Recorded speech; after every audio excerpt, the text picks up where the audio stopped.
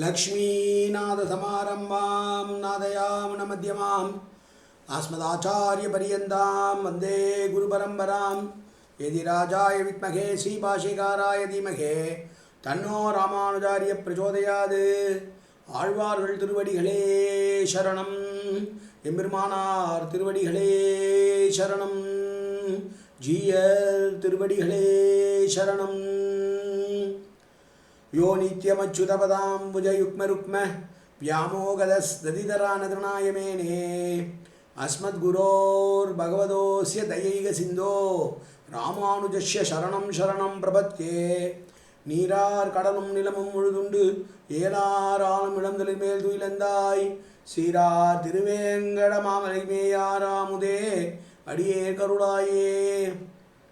எல்லாம் வல்ல ஏழுமலையான் பெருங்கருணையால் 4000 திவ்ய பிரபந்த பாசுர பதிவேற்றங்களின் வரிசையில் இன்றைக்கு 2615வது நாள் பாசுர பதிவேற்றம். திருமங்கையாழ்வார் அருளிய பெரிய திருமடலிலே 8வது நாள் பாசுர பதிவேற்றம். இன்றைக்கு பெரிய திருமடல் ஆரம்பிக்கும் போது சொல்ல வேண்டிய தனியன் பிள்ளை திருநறையூர் அரையர் அருளி செய்த தனியன் இது. பொன்னுலகில் வானவரும் பூமகளும் போற்றி செய்யும் நன்னுதலீர் நம்பி நரையூரர் மண்ணுலகில் என் நிலைமை கண்டும் இறங்காரே யாமாகில் மண்ணு மடல் ஊர்வன் வந்து என்பதாகும். இன்றைக்கு நாம் பார்க்க இருப்பது 52வது வரியிலிருந்து 56வது வரி வரை உள்ள பாசுர வரிகளை பார்க்க இருக்கிறோம். மண்ணும் மணித்தலத்து மாணிக்க மஞ்சரியின் மின்னின் ஒளிதேர் பளிங்கு விழும்பு அடுத்த மண்ணும் பவளக்கால் செம்பொன் செய் மண்டபத்துள் அன்ன நடைய அரம்பயர் தம் கை வளர்த்த இன்னிசை யாழ் பாடல் கேட்டு இன்புற்று. சொர்க்கம் என்று சொல்லக்கூடிய தேவேந்திரனுடைய உலகத்திற்கு செல்லக்கூடியவர்கள் என்னென்ன சுகத்தை அனுபவிப்பார்கள் என்று சொல்லி வருகிறார். அதிலே இதை மற்றொன்று சொல்லுகிறார்.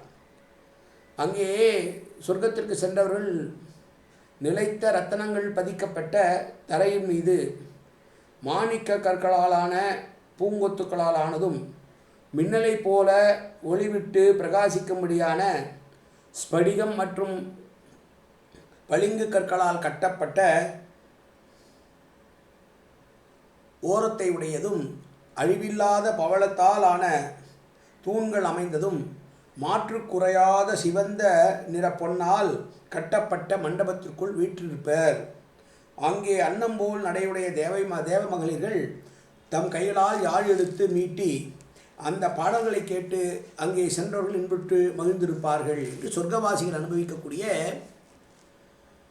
நிலைமைகளை சொல்லுகிறார். தரை ரத்தனமா, மண்டபம் செம்பொன்று, தோரணம் பூங்கொத்துக்கள்லாம் மாணிக்கத்தில், கொடுங்கைகள் என்பது பளிங்கு, தூண்கள் பவளம். எவ்வளவு பெரிய இன்ப கற்பனை பாருங்கள். 10க்கு 10 பெட்ரூமை நம்ம அலங்காரம் பண்ணாலே நமக்கு ரொம்ப சந்தோஷமாக இருக்குன்னு சொன்னால், தரையே பளிங்கிலான தரை முழுவதும் ரத்தனத்தினாலேயே தரையை போட்டிருந்தார். இப்போல்லாம் நம்ம டைல்ஸ் போடுறோம், ஆனால் ரத்தனமே வச்சு தரை போட்டிருக்காங்களாம் சொர்க்கத்தில். அந்த மண்டபம் கட்டியிருக்கிற மண்டபம் எப்படின்னா பொன்னால் கட்டப்பட்ட மண்டபம். அதில் தோரண வாயில்களாக வைத்திருக்கிற வெள்ள பூங்கொத்துக்கள்லாம் மாணிக்க கற்கள் இருக்கிறது.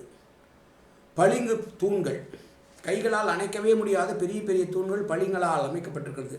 அந்த இடத்துல அழகான தேவமாதர்கள் யாழ் இசைக்க அந்த இன்னிசையை கேட்டு இன்புற்று வாழ்வார்கள் அங்கே சொர்க்கம் சென்றவர்கள். இது தொடரும் என்று சொல்லுகிற வரிகளை பார்த்தோம். பெரிய திருமடல் முடிந்தவுடனே சொல்ல வேண்டிய தனிப்பாடல்கள் 2.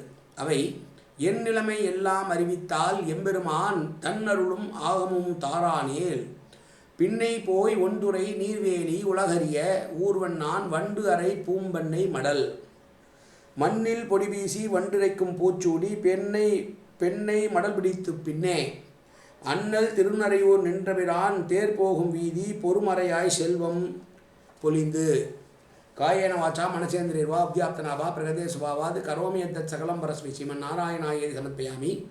உடலாலும் உள்ளத்தாலும் வாக்காலும் சகலவிதமான பாவங்களும் தோஷங்களும் நிறைந்ததாகி உலகத்துறையில் இருந்த போதிலும் அடியேன் செய்கிற நல்வினையோ தீவினையோ அத்தனையும் உன்னுடைய கமலமலர் பாதங்களில் சமர்ப்பிக்கிறேன் கண்ணா. காத்தருள்வாய் கண்ணா, ஏற்றுக்கொள்வாய் கண்ணா.